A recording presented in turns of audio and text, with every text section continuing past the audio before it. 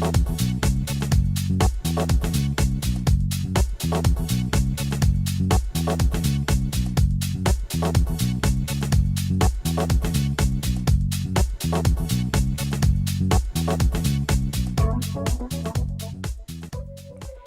and welcome to Wired In. I'm Diana Galata with Hampton City Schools. I'm very proud today to have Daryle Rodgers. Welcome. Thank you.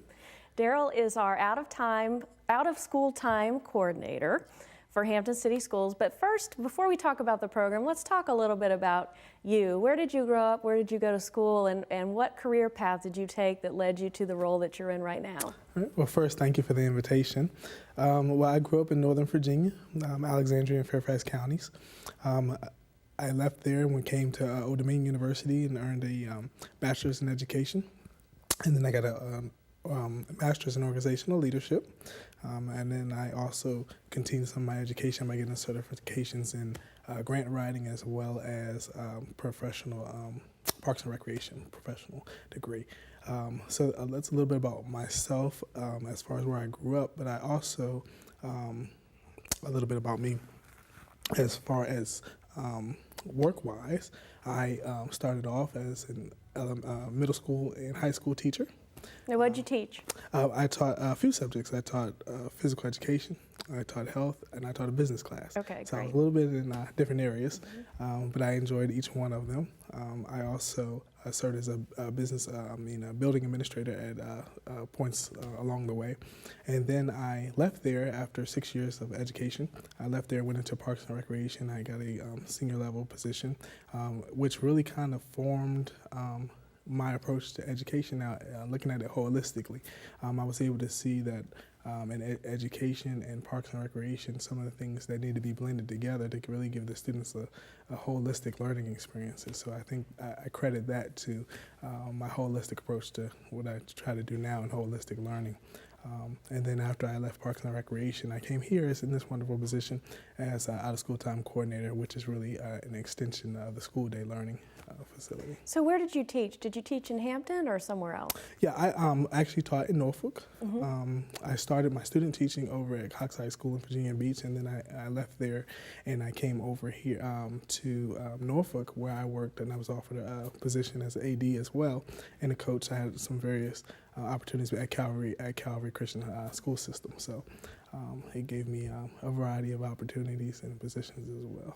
So tell us a little bit about what it means to be the out-of-school time coordinator. What exactly is that? Well, out-of-school time coordinator, it has a variety of duties with it. It's challenging but very fun, so it makes work very engaging and fun for me. But a few of the duties is one, overseeing the Title IV federal funded 21st Century Grant Program, which I'm proud to say that we do have 11 schools under that program. We're the largest in the state at the time. I oversee 5 S.T.R.E.A.M programs, which are STEM-based programs that include recreation and art, and also 5 Math Blitz programs that really focus on helping students to improve math skills as well. And in lieu of just those education components, I also work with the community in developing partnerships with the community, and I also serve as the liaison between Hampton City Schools and Youth Education Family Services, in which we have a unique partnership in sharing data as well as collaborating our programs together.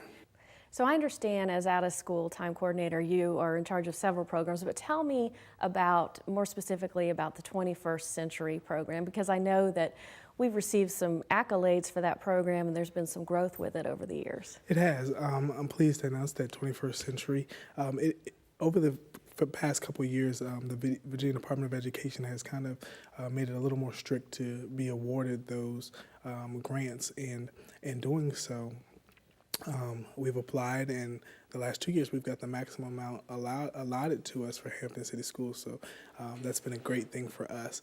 Over the last 5 years, it's actually provided $5 million of grant award money to us for 21st Century, and we've been able to add 12 programs over the last 5 years. So we've had some really positive growth with that, as well as seeing academic growth in our students. We've seen from each year to year some really good results academically, with our students in 21st century, and well as socially as well. So we're seeing an improvement in our students overall in 21st century.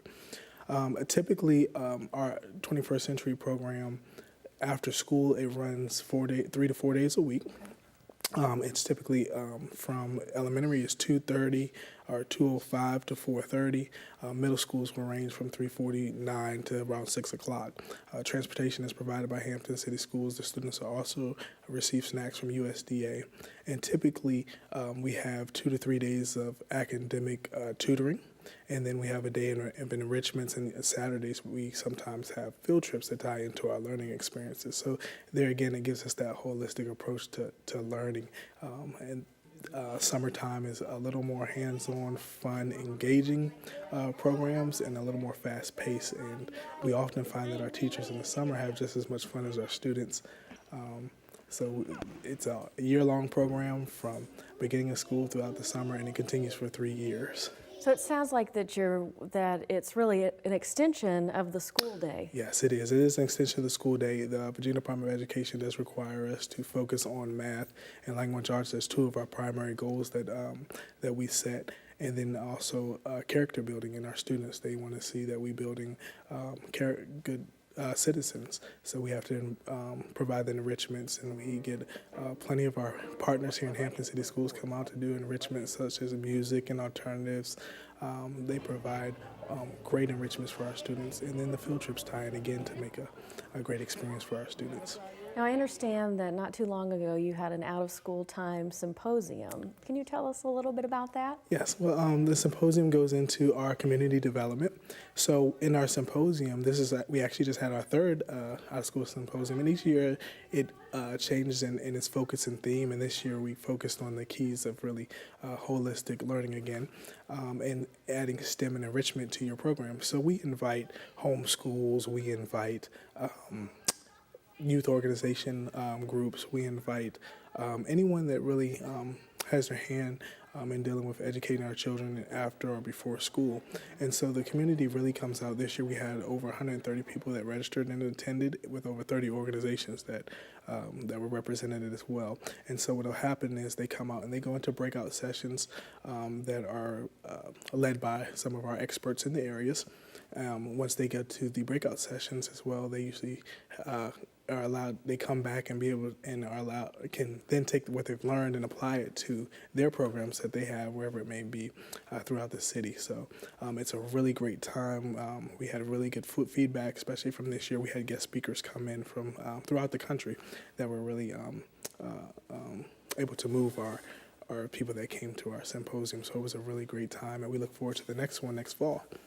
Well, it sounds like an opportunity for groups that may not be associated with the school division to come in and learn some of the academic strategies that we're using, because really we have to raise children as a community. Yes, you're right. And so it sounds like that's what you're doing with the symposium. It's exactly right. We do want the community to see what we're doing inside the school, and what kind of things can they do to extend the school day in their organization. So it is a whole community to educate our child. So when did you say the next symposium is?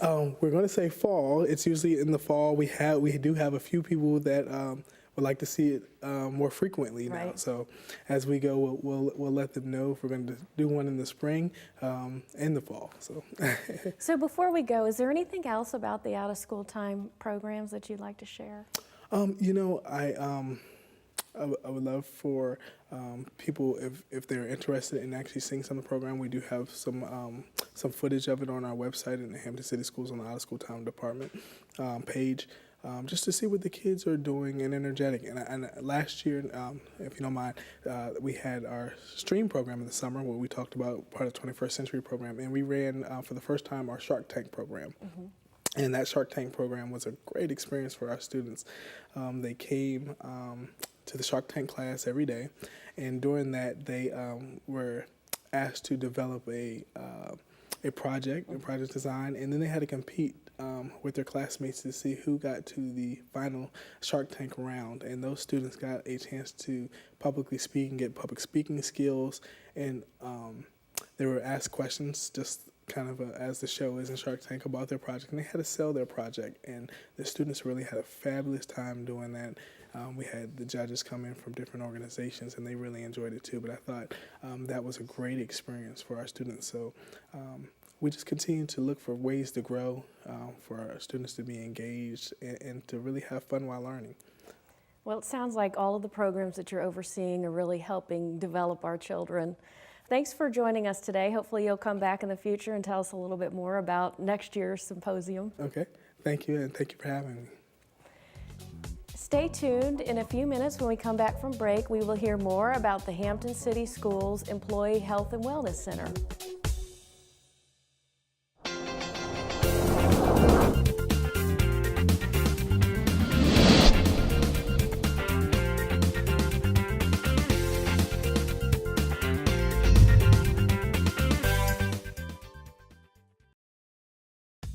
Welcome back to Wired In. I'm very excited today to be joined by Mary Kegelman, who is the nurse practitioner at our Health and Wellness Center. Welcome. Thank you for having me, Diana.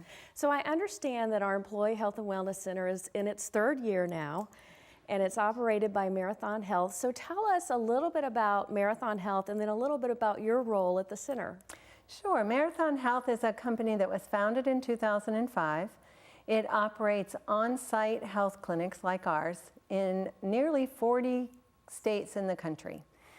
And its mission is very basic. It wants to improve population health through identifying risk factors and then working with people one-on-one to reduce those health risks. And it is also our role as ambassadors for Marathon Health to engage as many employees as we can to come and use the health center. So that is really our role at the Health and Wellness Center. There are 4 of us. Jasmine Williams, Nikki Crawford are the medical assistants, and Cherie Savage Artis is the other nurse practitioner, and I'm the other nurse practitioner. And our collective goal is to really engage as many people as we can. We see people who are ill and help them get better, and we also see people who are well and help them stay well. So tell me a little bit about which employees in the school division can access the health center. Well, that's the amazing part, actually. All full-time employees at Hampton City Schools can access and use the Health and Wellness Center. So when people with the insurance, the HMO and the PPO, they are able to come for a sick visit or a preventive visit, which is like a wellness visit, for no charge at all. Their dependents who are on their insurance plan with them are able to come for a sick visit for a $20 fee, but they can come for any preventive visit for free as well. And then our high deductible folks who are on the CDHP, the Consumer Driven Health Plan, they can come for sick visits for a $20 fee. But again, their preventive visits are free. And here's the most unusual part that Hampton City Schools allows is that even people that have waived their insurance can come for health coaching visits or preventive visits for no charge whatsoever. That's great.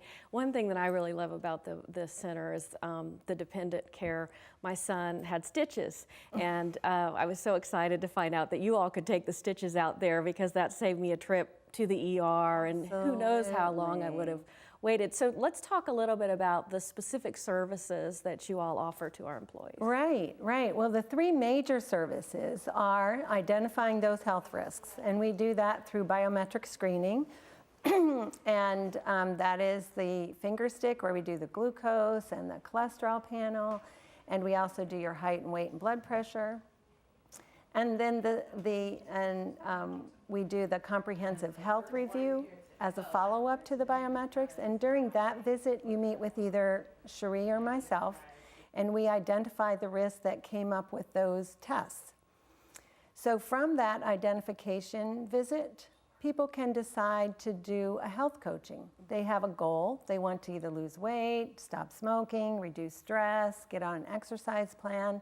So our second major service is health coaching. And then thirdly, we see sick people.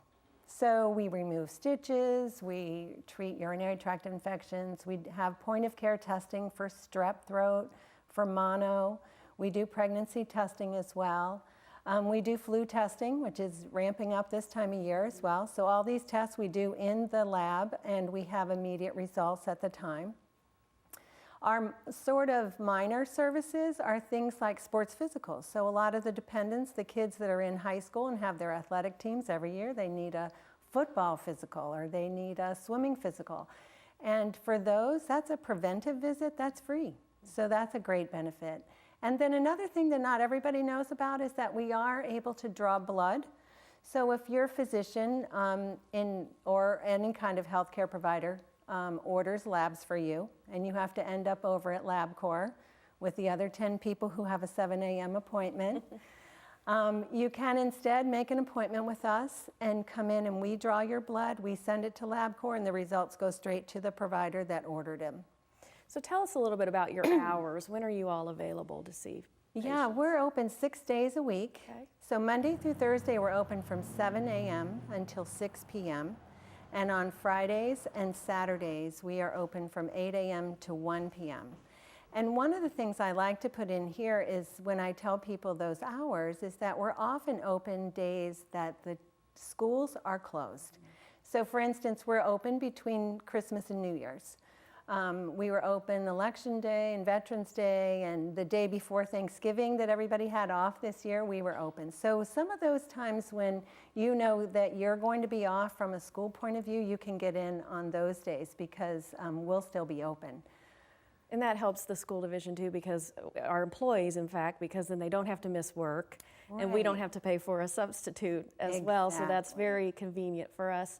Let's talk a little bit about confidentiality, because I know that one of the concerns that our employees has voiced has been the worry of your connection to Hampton City Schools and somebody's health records being shared with the HR department or so on. So tell us about your policies around confidentiality. Oh, I'm so glad you asked that question, Diana, because since we've been here in July, we've heard a lot of feedback from the patients about this. And I try to make it very clear in that we are regulated by the same HIPAA regulations. Those are federal laws that have very strict sharing policies around our protected health information. We are not able to share that information any more than your primary care doctor or your gastroenterologist or anywhere else that you go. Each patient that comes to the center signs a privacy agreement, and none of their records are sent anywhere without their written permission other than what's on that form, and that form mostly says that we can share it with their primary care physician because we do want to work alongside that primary care physician. But they will not go anywhere else without their written permission. That's great.